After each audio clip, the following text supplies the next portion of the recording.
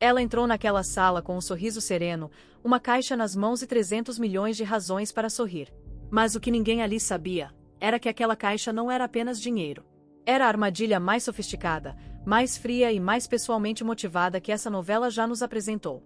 E quando a porta se abriu e o vilão percebeu o que havia assinado, o silêncio foi mais ensurdecedor do que qualquer grito. Vamos falar sobre Maria do Carmo. Não a Maria do Carmo frágil que foi humilhada, traída e destruída. Vamos falar sobre a Maria do Carmo que ressurgiu das cinzas com uma inteligência afiada como navalha e uma paciência que só se constrói através de dor verdadeira. Tudo começa com um paradoxo fascinante do ponto de vista psicológico. Eduardo Figueiroa, o homem que um dia a fez chorar, que permitiu que coisas horríveis acontecessem com ela, que chegou ao ponto extremo de vê-la ser levada presa, esse mesmo homem aparece na sua porta. De cabeça baixa, com o orgulho em pedaços, com as palavras que ela provavelmente esperou ouvir por muito tempo, mas jamais imaginava que seriam ditas nesse contexto. Você é minha única esperança. Pense no peso emocional dessas palavras. Para uma mulher como Maria do Carmo, acostumada a ser subestimada, ignorada, considerada inferior em conhecimento e em valor, ouvir do próprio Edu que ela é melhor do que ele em tudo, em vendas, em números, em estratégia. Isso é uma virada de poder que vai muito além do profissional. É uma reparação simbólica. E ela sabia disso. Ela sentiu isso. Mas Maria do Carmo não é uma mulher que se deixa levar pela emoção do momento. Ela ouviu. Processou.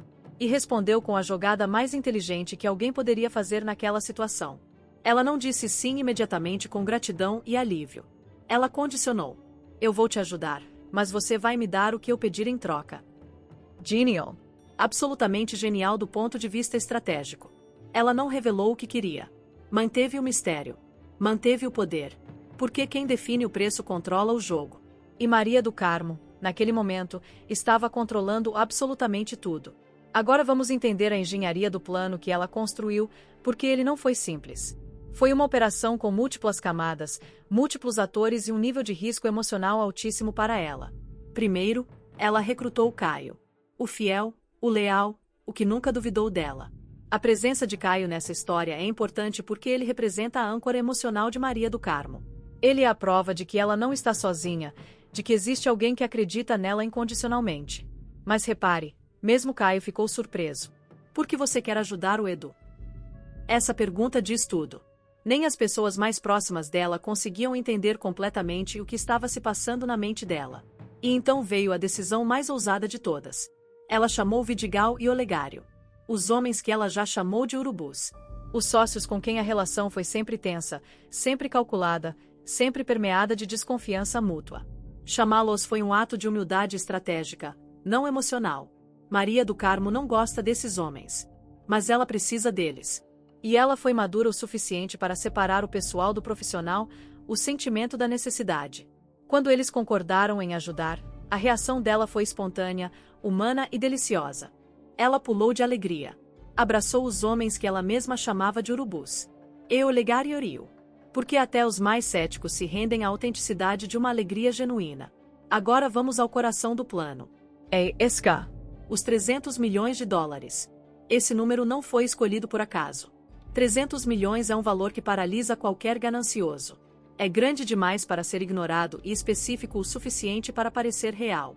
Maria do Carmo ligou para o vilão com aquela voz calma, quase inocente, fingindo precisar de ajuda com uma herança do pai. E o vilão, aquele mesmo homem que enganou Edu, que manipulou contratos, que destruiu empresas com letras miúdas, mordeu a isca sem nem mastigar. Pode assinar sem ler, está tudo nos conformes. Que ironia perturbadora! O vilão usando exatamente o mesmo discurso que provavelmente usou com Edu. A mesma armadilha. O mesmo mecanismo. Só que desta vez, do outro lado havia Maria do Carmo. E Maria do Carmo não é ingênua. Ela sabia exatamente o que estava dentro daquele contrato. Ela sabia porque foi ela quem preparou a página que seria trocada. E aqui vem o momento mais cinematográfico de toda essa sequência. Caio gritando que estava com dor nas costas. Uma distração aparentemente ridícula, quase cômica, mas que funcionou com precisão cirúrgica. Enquanto o vilão olhava para Caio com aquela expressão de quem não entende o que está acontecendo, Maria do Carmo trocou a página do contrato com mãos firmes e olhar sereno.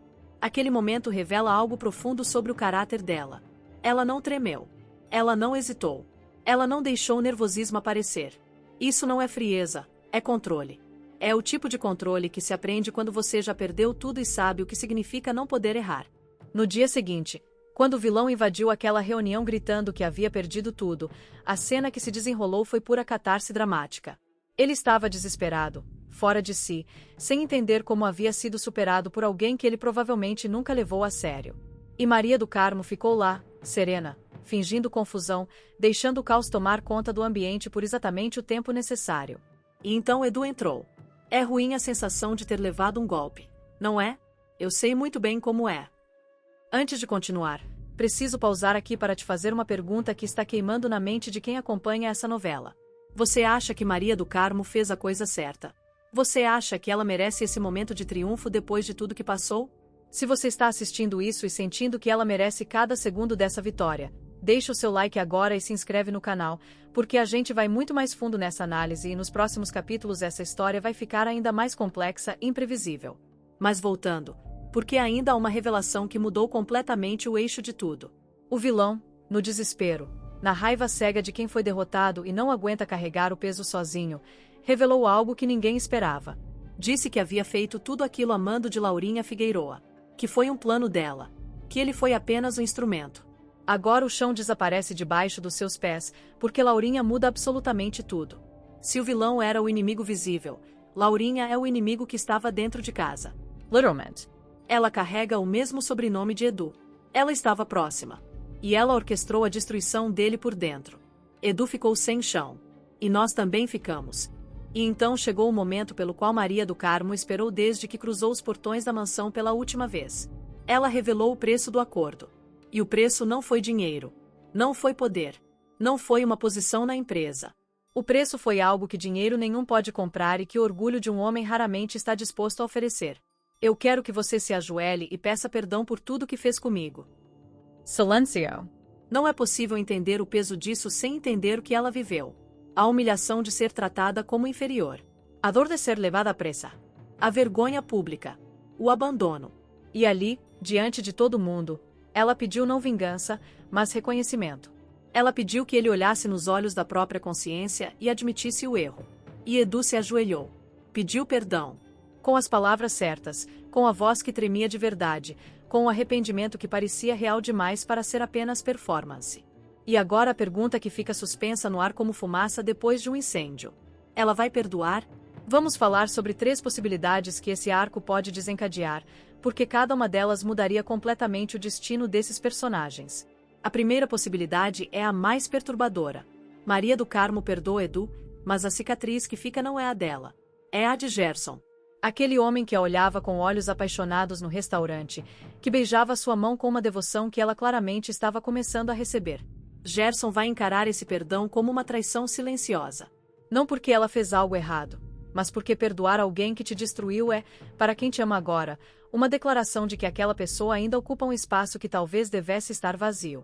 E se Gerson decidir se afastar, Maria do Carmo pode descobrir que a vitória profissional veio ao custo de uma perda emocional que ela não antecipou. A segunda possibilidade envolve Laurinha Figueiroa. Agora que o nome dela foi revelado publicamente, em meio a uma reunião, diante de testemunhas, ela não vai ficar de braços cruzados. Laurinha provavelmente vai contra-atacar. E o alvo mais óbvio, mais vulnerável, mais simbólico para ela é Maria do Carmo. Não Edu. Porque Edu é família, sangue, complicado demais. Mas Maria do Carmo é a intrusa. É a outsider. A mulher que entrou em sua família, saiu, e mesmo assim continua influenciando tudo. Laurinha pode se tornar o antagonista mais perigoso que Maria do Carmo já enfrentou, justamente porque a conhece por dentro. A terceira possibilidade é a mais emocionalmente devastadora. E se o perdão de Maria do Carmo for genuíno, mas incompleto? E se ela perdoar Edu com a cabeça, mas o corpo, a memória emocional, a dor guardada na pele, recusarem? Porque existe um tipo de ferida que a mente tenta curar mas que o coração preserva como prova de que algo real aconteceu. E se Maria do Carmo descobrir, depois de tudo, que não consegue realmente seguir em frente porque uma parte dela ainda está naquele dia em que foi levada presa? Isso não seria fraqueza. Seria a complexidade mais honesta que uma personagem pode carregar. O que fica depois de tudo isso é algo que vai além do drama de televisão. É um retrato de como a vingança mais elegante não é a que destrói o outro, é a que te reconstrói. Maria do Carmo não precisou gritar, Não precisou humilhar publicamente, não precisou se rebaixar ao nível de quem a feriu. Ela montou um plano, executou com precisão, recuperou o que era certo e então, pediu apenas que a verdade fosse dita em voz alta. Isso é poder de verdade. E enquanto Edu está de joelhos pedindo perdão e o vilão é arrastado porta fora gritando que ninguém o engana, Maria do Carmo fica de pé. Cuiará. Com aquele olhar que mistura alívio, melancolia e uma pergunta que só ela consegue ouvir dentro de si mesma. Terminar isso foi suficiente. Ou apenas o começo de algo ainda mais difícil de carregar.